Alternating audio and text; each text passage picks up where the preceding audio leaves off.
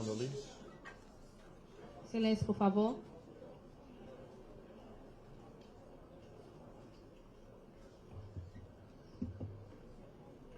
Nós nos preocupamos nesse dia de hoje de mostrar quais são as diretrizes, os caminhos principais que o Ministério da Justiça e Segurança Pública vai trilhar.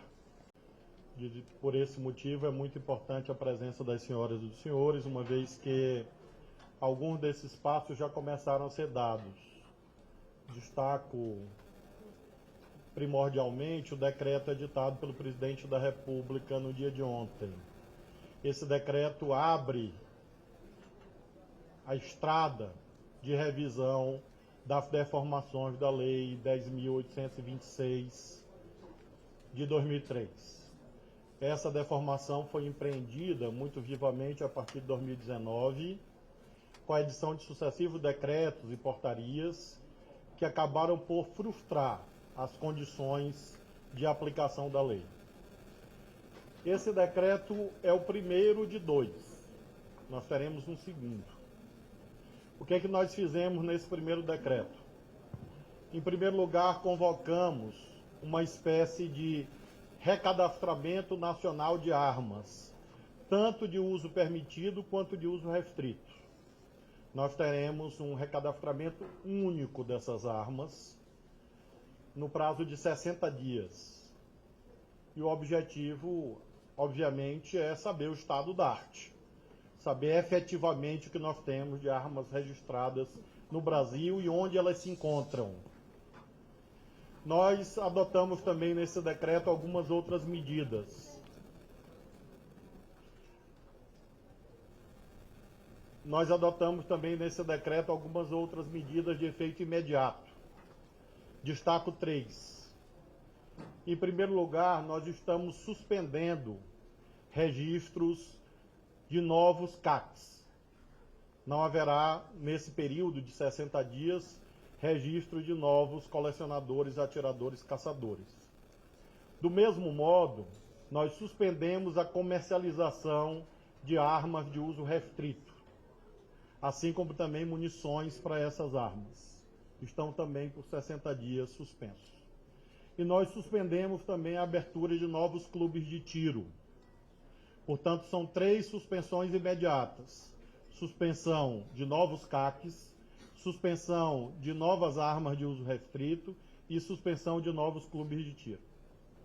Em relação às armas de uso permitido, imediatamente nós reduzimos esse quantitativo de 6 para 3. E nós reduzimos também as munições relativas a essas armas. Nós também fizemos uma mudança fundamental em relação às armas de uso permitido e em relação ao porte de armas em geral.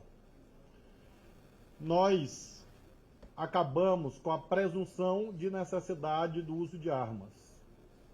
A Lei 10.826 de 2003 fala em efetiva necessidade como atributo para acesso a armas. E havia uma espécie de presunção. Bastava ao cidadão autodeclarar a necessidade, que ela seria automaticamente reconhecida pelo poder público. Nós acabamos com isto no decreto de ontem, no sentido de que não basta declarar a necessidade ou alegar necessidade. É necessário alegar e comprovar. Nós também definimos como se dará o transporte de armas dos CACs doravante, apenas de modo desmuniciado, e não armas com munição disponível, porque nós vimos que isso se prestou a um sem número de fraudes e burlas. De modo que esse decreto finaliza com a instituição de um grupo de trabalho para a consolidação dessas novas normas. E nós estamos convidando, por determinação do Presidente da República, já que é o Ministério da Justiça que coordenará esse grupo de trabalho, outros órgãos de governo que têm que se pronunciar. Por exemplo, o Ministério da Defesa, acerca da classificação de armas de uso permitido e de uso restrito, por exemplo. Além do Ministério da Defesa, o Ministério da Fazenda, porque temos aspectos tributários em questão, tanto no que se refere à exportação como importação de armas. Colocamos também o sistema de justiça, representado pelo Conselho Nacional de Justiça e pelo Conselho Nacional do Ministério Público, a própria Polícia Federal, óbvio, e entidades da sociedade civil que têm relação com o tema da segurança. E com isso nós definimos uma moldura normativa que eu diria que é de transição entre um regime de liberou geral para o restabelecimento de um regime sério de controle responsável de armas no Brasil. Algumas dessas normas já produzem efeitos benéficos em si mesmas, e outros aspectos, outras perguntas, serão respondidas exatamente pelo grupo de trabalho. Cito dois temas. Primeiro, a arma tal ou qual continuará como de uso permitido ou voltará ao uso restrito? Isto será respondido pelo grupo de trabalho, uma vez que depende de proposta do Comando do Exército. Há uma outra pergunta muito frequente. As armas já existentes, o que ocorrerá com elas? Também o grupo de trabalho vai responder, porque nele vamos estruturar o programa de recompra de armas, que é vital para que nós possamos colocar um caminho de retirada dessas armas de mãos privadas, sem que elas sejam direcionadas ao crime organizado. E por isso nós, por intermédio de desvios ou de comercializações indevidas. Daí a necessidade do programa de recompra. Além disso, finalmente, gostaria de enfatizar duas orientações que já emiti na manhã de hoje. A primeira, ao delegado Andrei, no sentido de que todos os inquéritos relativos a crimes contra o Estado Democrático de Direito, relativos a terrorismo e relativos à incitação das Forças Armadas a atos hostis contra os poderes constitucionais deverão ser trazidos ao diretor-geral para que ele examine, para que os inquéritos tenham regular andamento e inquéritos ainda não instaurados sejam instaurados. Relativamente a todos os fatos desde o dia do segundo turno. Aqui eu me refiro desde o bloqueio de estradas no dia seguinte ao segundo turno. E todos os atos subsequentes que são de conhecimento público e notório. Todos esses fatos devem ser objeto de inquérito policial por duas razões. A primeira é um dever constitucional da Polícia Federal apurar os crimes contra a ordem política e social. Isso está escrito no artigo 144 da Constituição Federal. Em segundo lugar, fazer esta apuração é muito importante na dimensão preventiva, para que não haja a compreensão errada de que, em razão da subida da rampa, tudo foi esquecido. Não pode ser, porque seria omissão criminosa da atual equipe governamental. A orientação para perseguição? Não.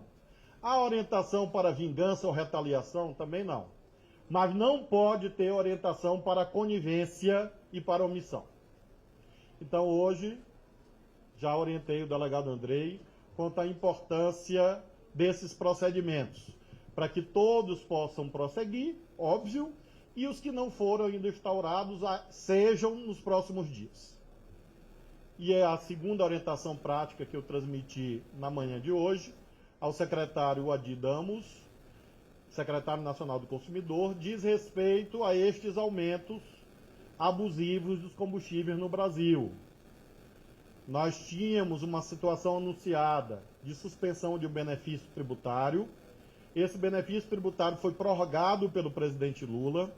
Não houve nenhum aumento na Petrobras e, portanto, não há base empírica, a princípio, para que haja esta descoordenação no que se refere a preços. E a Secretaria Nacional do Consumidor vai cuidar disso junto aos PROCONs, para que o Sistema Nacional do Consumidor cuide dessa temática. Então, senhoras e senhores, esses são os primeiros movimentos, as primeiras declarações, e me coloco à disposição. Lorena está ali e ela está puxando ali. Ministro, Theo Cury da CNN, tudo bem? A gente está ao vivo agora. Ontem o senhor já tinha falado isso, que não haveria perseguição, que não haveria retaliação nem vingança, porque isso era extremismo indesejável, mas também não haveria engavetamento, e agora dá essa orientação. Eu queria mais detalhes de como que vai ser a dinâmica a partir do momento que receber essas informações o diretor-geral da Polícia Federal. O senhor falou também da criação desse grupo de trabalho. Eu queria saber qual que é o prazo com relação aos decretos de armas que foram criados pelo presidente Jair Bolsonaro, qual que é o prazo para a finalização disso. E só para concluir, o senhor falou muito de Ministério da Justiça. O senhor já tinha falado durante a transição que ainda daria um tempo para saber sobre um possível desmembramento. Queria saber se isso está nos planos ou se vai continuar como está agora o superministério. Obrigado. A orientação do presidente Lula é no sentido de priorização, inclusive da temática da segurança pública, e nós estruturamos uma equipe com esse objetivo. Inclusive, já montamos a equipe da Secretaria Nacional de Segurança Pública e cabe ao presidente da República uma eventual reavaliação futura, mas não está no horizonte imediato.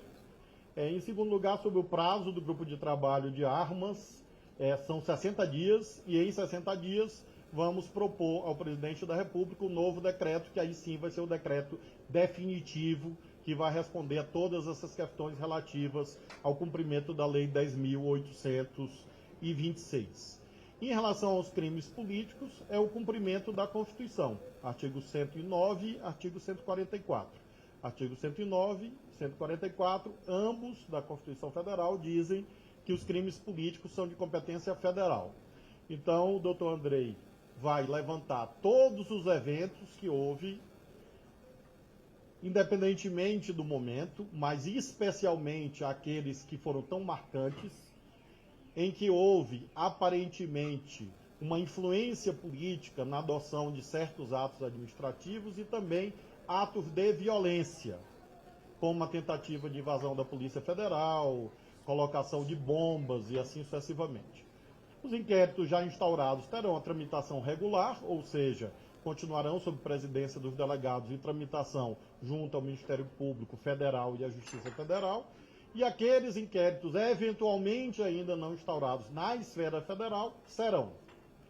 É basicamente essa orientação prática. Acredito que em uma semana, 10 dias, o doutor Andrei deve ter esse comunicado sobre os eventos que serão apurados, e volto a frisar, esta é uma determinação legal.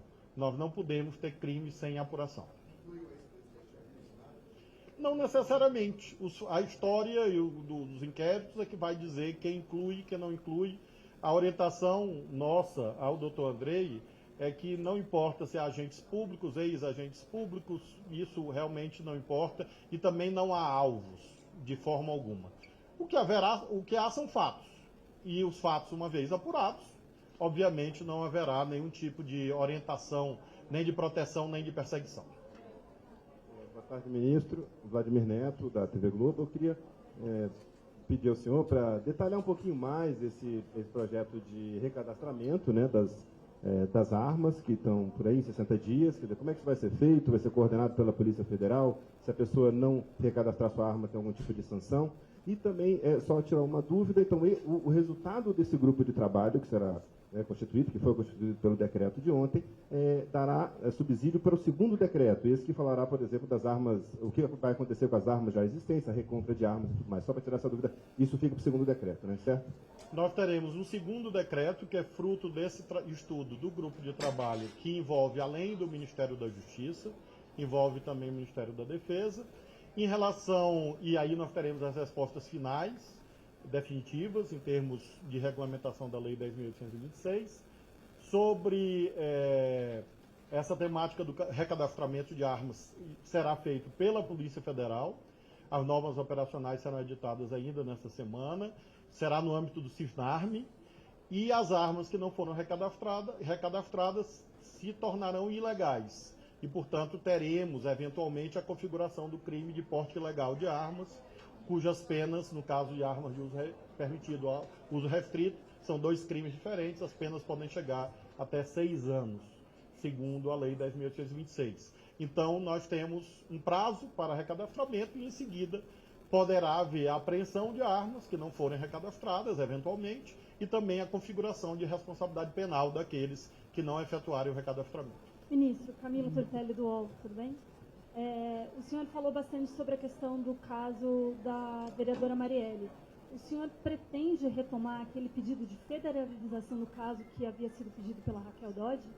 É uma possibilidade. Nós vamos fazer uma análise técnica no Ministério da Justiça e Segurança Pública acerca do caso da vereadora Marielle, porque é um caso que tem incidência no estado do Rio de Janeiro num tema muito importante, que é o tema do crime organizado naquele estado federado, e por isso mesmo é um caso que tem relevância em si, para ela, para a sua família. Nós temos a presença no governo, inclusive, da ministra Aniele. Portanto, é um caso de repercussão nacional e internacional, e é um caso que diz respeito à estruturação do sistema institucional em um importante estado brasileiro, que é o estado do Rio de Janeiro. Por isso, essa ênfase. Inicialmente, haverá uma análise no Ministério da Justiça e Segurança Pública, e aí um dos caminhos possíveis é, sim, retomar a ideia, se for o caso, de federalização. O que nós queremos é deixar claro que haverá inicialmente um diálogo com as autoridades locais, as autoridades do Rio de Janeiro.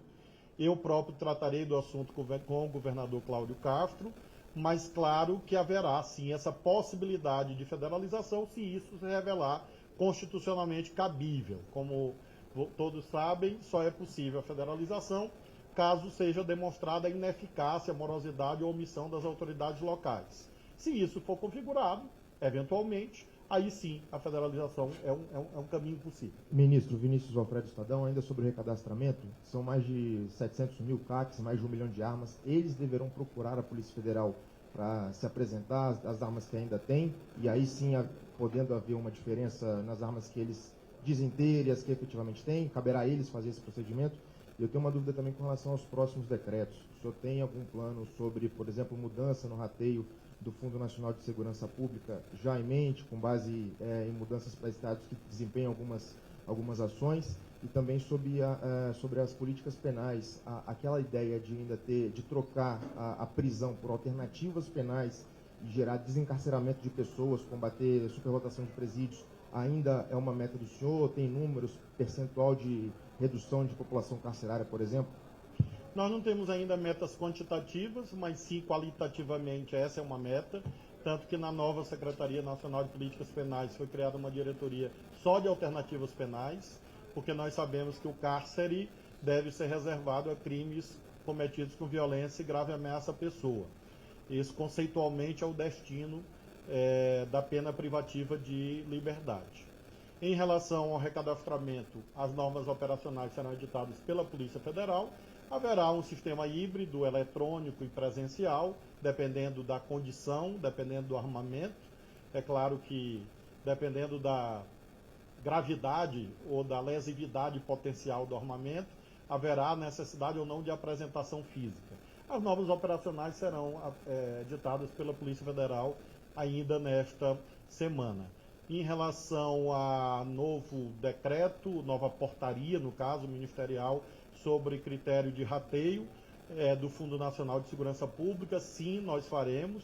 Vamos, claro, ouvir os estados, mas há algumas ideias já estabelecidas, sobretudo que os critérios passem a obedecer a metas objetivamente demonstradas. Por exemplo, usa ou não câmera nos uniformes policiais. Isso terá uma pontuação. Nós não temos como obrigar um estado a fazer, mas nós podemos premiar quem faz. Reduzir o feminicídio, que é um desafio nacional, então reduziu, você pontua positivamente. Implantou métodos, procedimentos, manuais que diminuem a letalidade policial, sim. Então esta pontuação vai ser posta. Então haverá uma objetivação de critérios alinhados com a nova política do governo. Deve ser 30 dias, mais ou menos, uma portaria dispondo sobre o novo Fundo Nacional de Segurança Pública. Boa tarde, ministro. Thales, do Metrópolis. Eu tenho duas dúvidas pontuais sobre o decreto de hoje. A primeira, em relação ao recadastramento. No decreto diz que o recadastramento será feito no SINARME, que é o sistema da Polícia Federal.